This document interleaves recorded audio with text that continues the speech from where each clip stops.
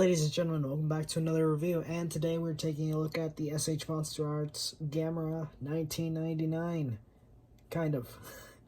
Right off the bat, like I always do, I'm just going to go ahead and say this figure is heavily customized. Originally I wasn't going to review this figure because of how customized it is, but I've run out of stuff to review. So, Gamera it is. This figure is notorious, or notorious? I'm not sure how you pronounce that, for having a very ugly looking face, or at the very least inaccurate, and I went in and fixed that. As you can see, it's not entirely accurate now, but it's about as close as I could get it. Secondly, it's been painted some. Not sure how well this is coming out because I haven't fixed my camera yet. I mean, not my camera, my lighting. It's not entirely the best, but you can see this section here is a lot more brown than this little piece here, and that's because when I painted this, I forgot about this. And there's other changes, but those come later with the other, mainly the feet parts. That, and I also painted the shell some. You can't really see it all that much, but there is some brown paint mixed in there. That's about it. Now, secondly, the reason I have this figure in flight mode right now is because it's kind of a pain to go back and forth between them, so we're starting like this. Now, in terms of how this figure looks compared to what you see in the film, it's almost spot on. The head was definitely an issue, but the body itself and the shell are very, very well done. Minus all of the damage and like the barnacles, I guess you could say those are. That's not present in the film, I believe, but I actually do quite dig that look. I think it makes Gamera look a lot more intimidating, a lot more fierce. Now, for this mode, I guess articulation. His jaw opens and closes, as you saw. His head can look all the way down. I have long hair, so it's getting on my face. And that's it. in this mode, his hands do plug in at a ball joint, and they can kind of move, but not really, not really enough to, I guess, say that's a joint. In this mode, you get alternate hands, these little flipper things, and alternate bottom piece, along with a display stand with the little fire effect, which is really nice. And he sits on there pretty well. My base is a little warped, and I haven't fixed it. It was like this out of the box. But it doesn't prevent it from standing, and as you can see, I'm shaking it pretty hard, and it's not falling or anything. It's quite sturdy. I don't like that he kind of sits at an angle. I don't know how well that's coming across, but he's kind of like tilted like that to the side. And I've tried moving him, but it doesn't really work. It kind of does, but then he just kind of sits back down. So that is what it is. I haven't tried this, but we can get a look at how he looks with his normal hands on in flight mode. I don't think he does that in Gamera 3. He does it in 1, though, I'm pretty sure. When he flies, he doesn't get, like, actually, does he? It's been a while since I've seen the films. I'm gonna be entirely honest. I believe he does. If it's not Gamera 1, it's definitely Gamera 2. But he does at one point have, like, his arms out when he's in flight mode. Okay, I'm missing a piece here. let me find it real quick. And to switch out the arms, you pretty much just pop them off, and they're on ball joints. They're not too difficult to pop on and off. If anything, they're a little loose, but I don't mind it too much. It's not that big of a deal. Because they stay on and they hold a pose. That's 1, and here is 2. Let me just grab the piece. Come on.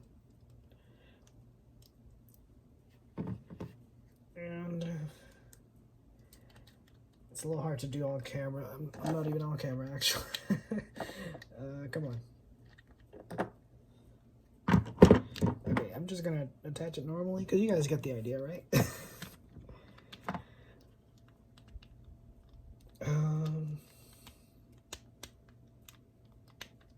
There. Oh, no, his elbow popped out.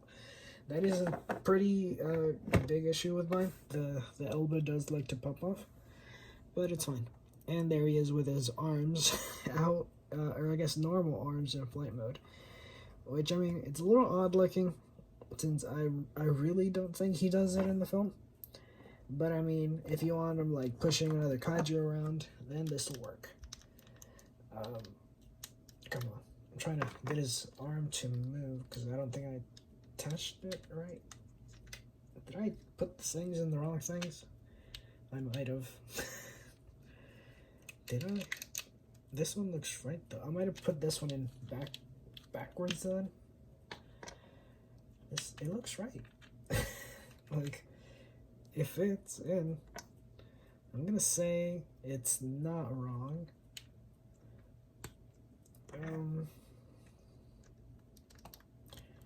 Okay. Seems fine now. I'm just gonna say that's how it's supposed to be.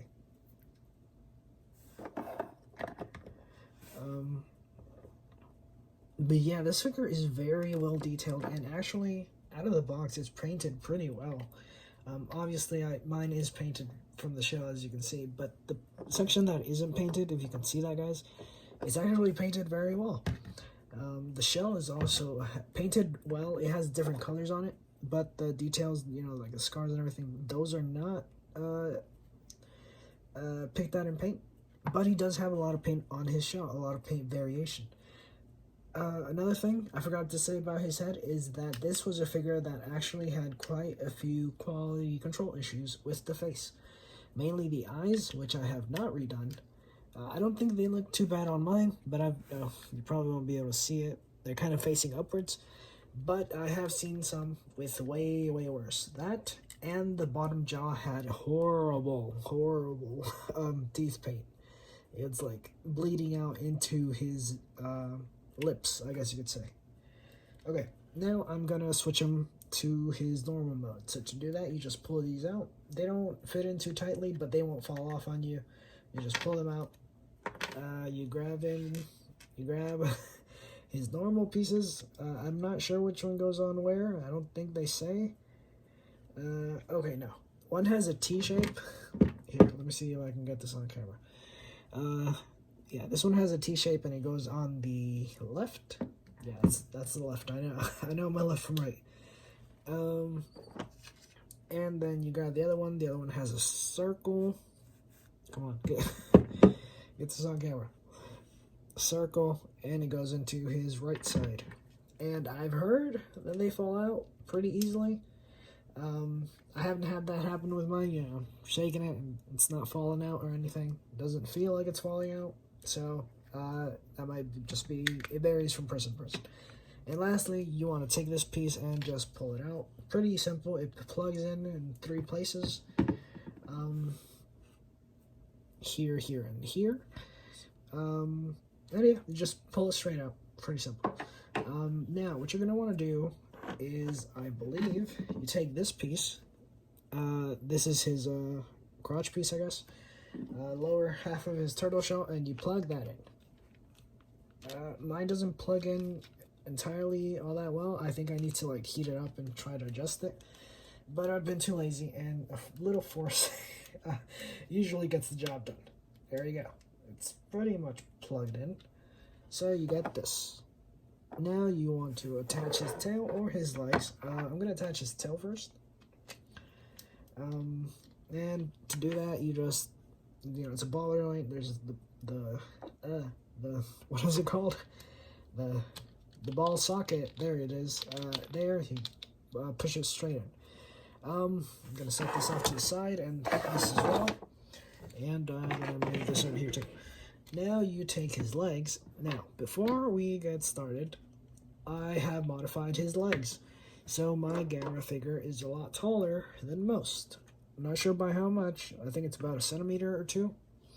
But he is taller. But basically, the legs, they're on ball joints as well. You just plug them in. Is this the right one? Yeah, this is the right one. Okay, that's one. And I'm going to try to do this one on camera. That's two. And now you have Gamera in his normal mode. Yay, Transformer on the channel. Trying to get him situated. Oh wow, he's really a lot taller than I thought. And this is Gamera in his standing mode, his feet his feet mode. And I would say this figure looks incredible, but I did customize it quite a bit. You know, I customized the knees. You can probably see those very well. I didn't do the best job on it. It was my first time sculpting. And I customized the head. The head I'm actually extremely proud of.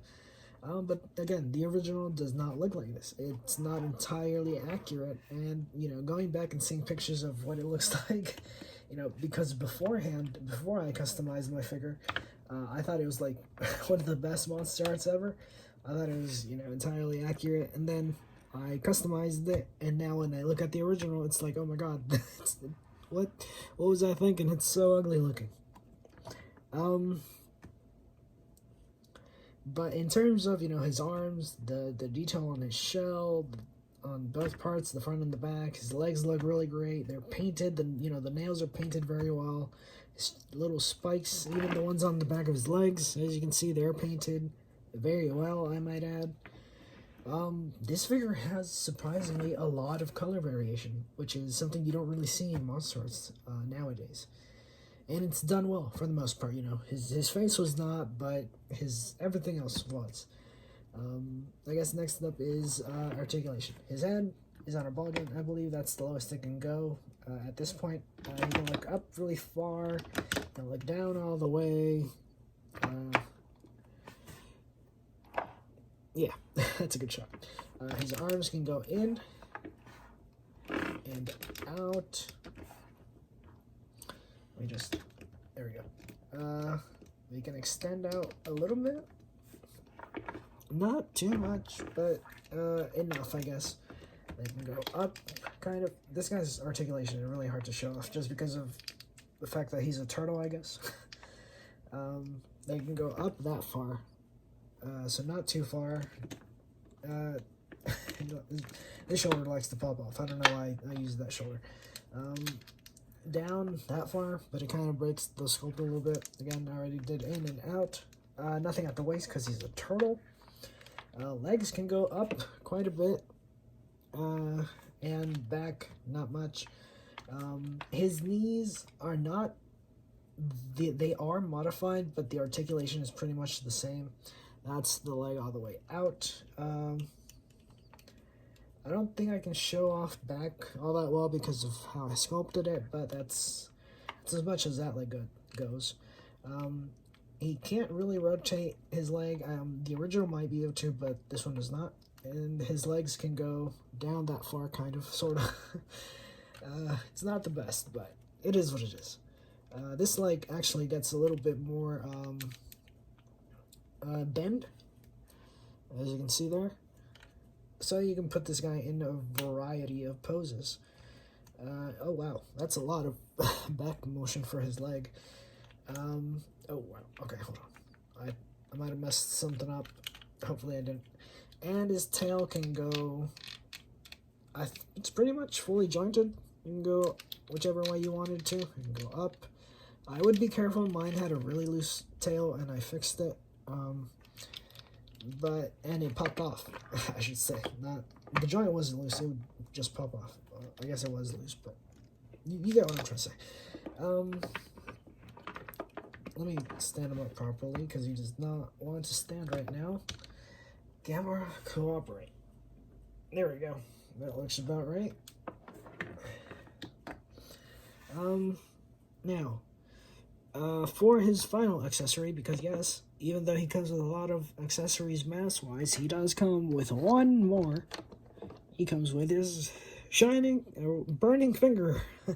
To do that, you take his arm, you take it apart at the elbow, and you plug this one in. On mine, it's really loose. I tried to fix it with glue, and that did not help. If anything, it made it more loose.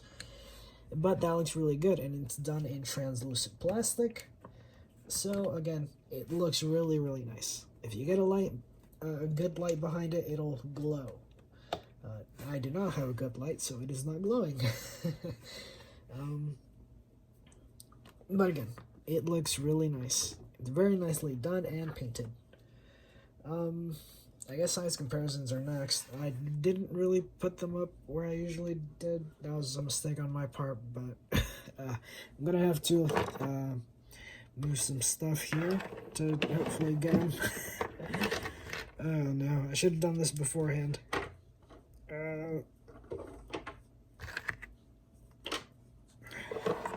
Okay. Come here. Here he is next to my S.H MonsterArts Burning Godzilla. And he is actually taller. Oh wow, he looks a lot taller on camera. Yeah, he's quite a bit taller. And mass-wise, you know, something that I noticed straight out of the box for Gamera is that mass-wise, he is way, way heavier than this guy. This guy barely weighs anything. This guy, he's a heavyweight, definitely for sure.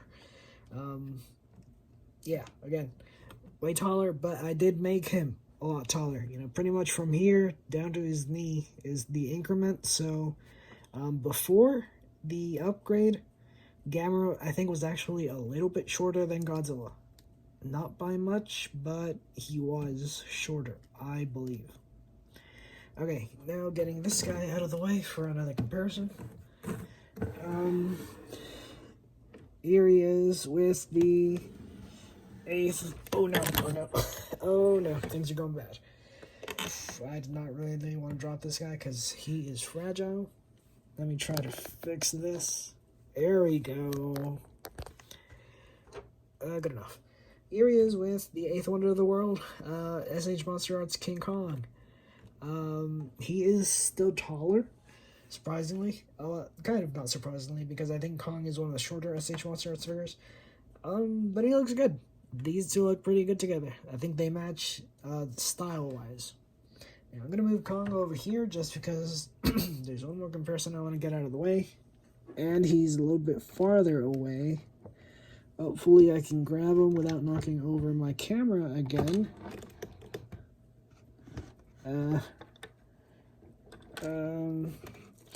This is a figure I don't move too often for a reason, which you're about to see. Here it is with the S.H MonsterArts Burning Godzilla mold. I mean, Godzilla 2019 mold. This is the Burning Godzilla, obviously. Life Pack Edition.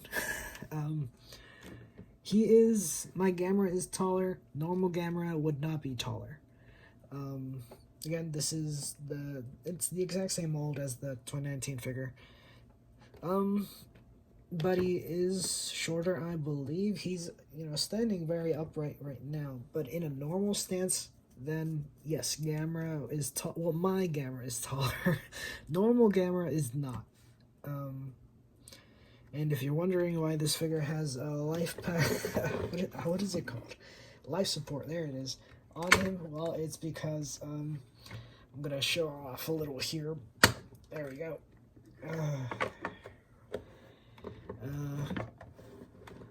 That seems like it's far enough away. It's because of this. Boom.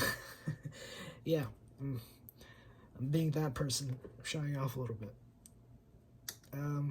These also got Christmas colors. Now I gotta cycle through everything to turn them off. That's a pretty cool feature. Yeah. Anyways, let's continue the Gamera review. Turn that off and close this. And put you off where you belong in the corner. Bump the camera, hopefully. Oh, bumped it again. Okay. This review is not going very smoothly. Good enough. Oh no, his arm is kind of in frame. There it is. Okay. And Kong, you can go over there too. Now, final verdict for this figure. well, it's not the most accurate figure. It's not it's a very solid release in my opinion. It isn't entirely accurate. Some people might not mind.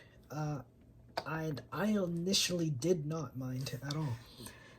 After fixing it, I changed my mind, of course, but initially he looked the part, honestly. He has really good paint, out of the box, and you get a lot of accessories. Let me see if I can fit them on here on camera. Okay, no, I dropped something. It's his other hand, but like, I'm trying to show off his accessories. You get 2 little fins, one for each side, obviously. You get these, the flying arms, which are massive.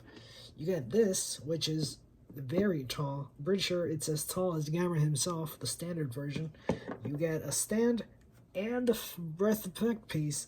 They could have easily done just the simple base, square base, like they did for Mothra and Rodan. And you even get a hand accessory, the burning finger. Which I would have liked for him to have a fire effect as well, since he only use that once. But it is a very memorable attack, so I'll let it slide.